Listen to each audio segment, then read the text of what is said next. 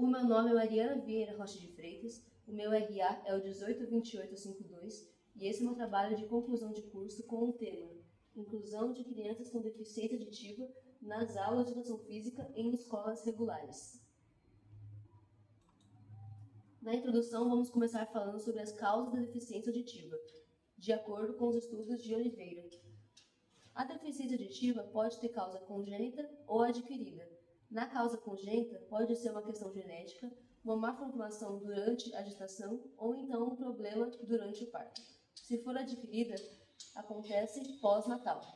A deficiência auditiva pode ter 4 níveis: leve, moderado, grave ou profundo, e isso depende da quantidade de decibéis que aquela pessoa consegue captar através dos sinais sonoros.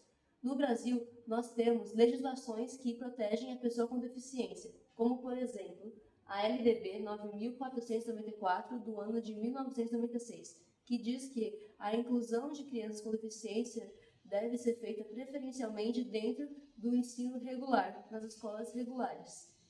A Constituição Federal também diz que é dever do Estado, da sociedade e da família garantir que a pessoa com deficiência tenha o seu acesso garantido à educação.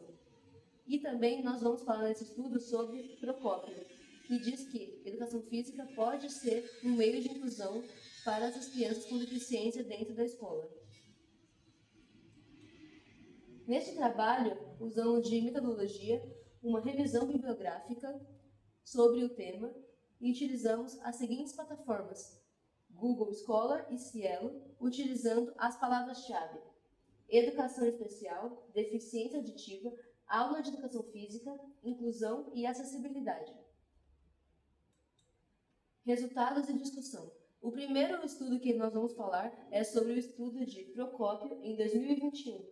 Eles entrevistaram 5 professores de educação física que trabalhavam na rede pública em Goiânia, do estado de Goiás. Eles fizeram um questionário de 14 perguntas de múltipla escolha e, nessas perguntas, a gente tem essa questão de que se as escolas que eles trabalhavam ofereciam aula de Libras e possuíam intérpretes para deficientes auditivos, para auxiliá-los na questão da inclusão social de crianças com deficiência auditiva. E 60% deles disse que não tinha, o que mostra que muitas escolas ainda não possuem uma estrutura adequada para esse processo.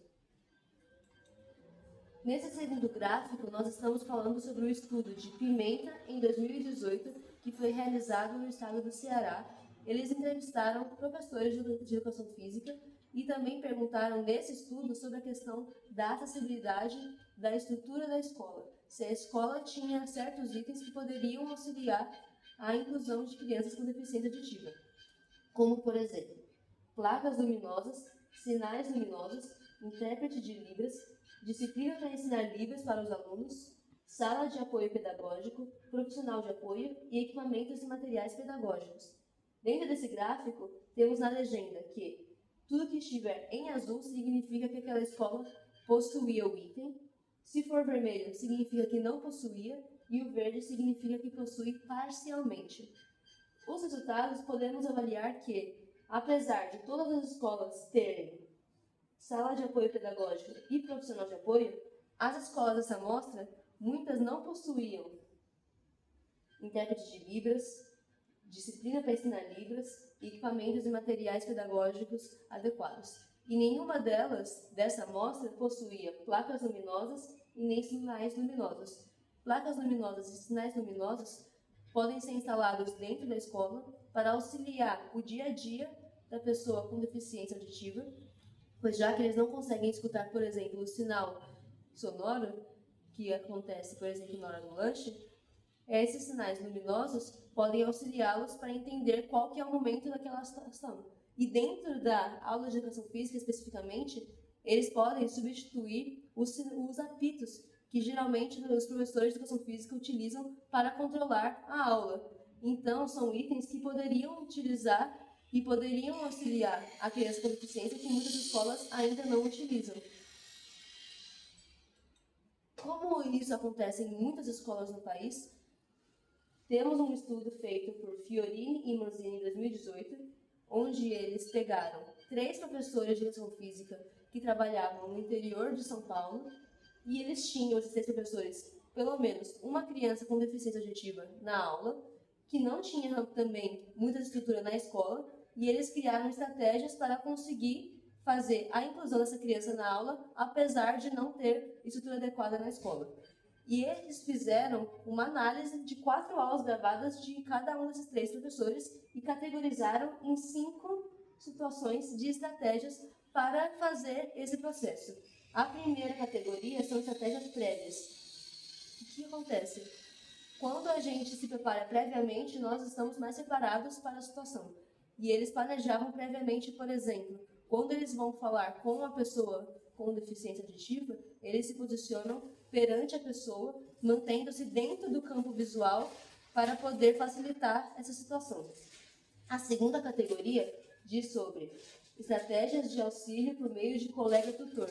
Então, realizar atividades em dupla, por exemplo, para que uma criança com deficiência auditiva possa interagir com as outras crianças da sala, entender melhor o exercício e também praticar a socialização com um grupo. A terceira categoria fala sobre estratégias para o ensino da atividade, que é a forma de passar de atividade. Então, pode ser feito através de demonstração do exercício, ou então, por exemplo, você vai ensinar o saque para uma criança e você toca no braço que ela precisa utilizar durante o movimento. Isso são formas de explicar a atividade que podem auxiliar aquela criança a entender melhor o que está sendo proposto. A quarta estratégia diz sobre estratégias que decorrem da resposta ou da ação do aluno. Isso diz sobre adaptar os exercícios durante a aula. Então, você assiste a criança e percebe se tiver algum tipo de dificuldade, você adapta o exercício ou a forma de explicar no momento para poder ajudar as crianças. E a quinta estratégia fala sobre estratégias para a comunicação.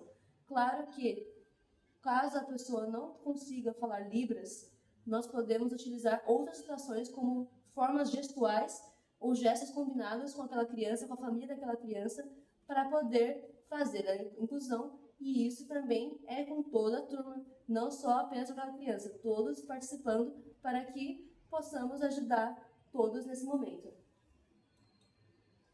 Na conclusão, nós revisamos toda a situação que fizemos nesse trabalho. O objetivo era falar sobre a inclusão de crianças com deficiência auditiva nas aulas de educação física em escolas regulares. E podemos perceber que muitas escolas não possuem a estrutura adequada para a acessibilidade e nem formação adequada sobre Libras. Dentro disso, os professores precisam criar estratégias para conseguir ajudar e fazer a inclusão social, não só como é previsto constitucionalmente, mas também para auxiliar todas as crianças que estão presentes na turma, tendo deficiência auditiva ou não.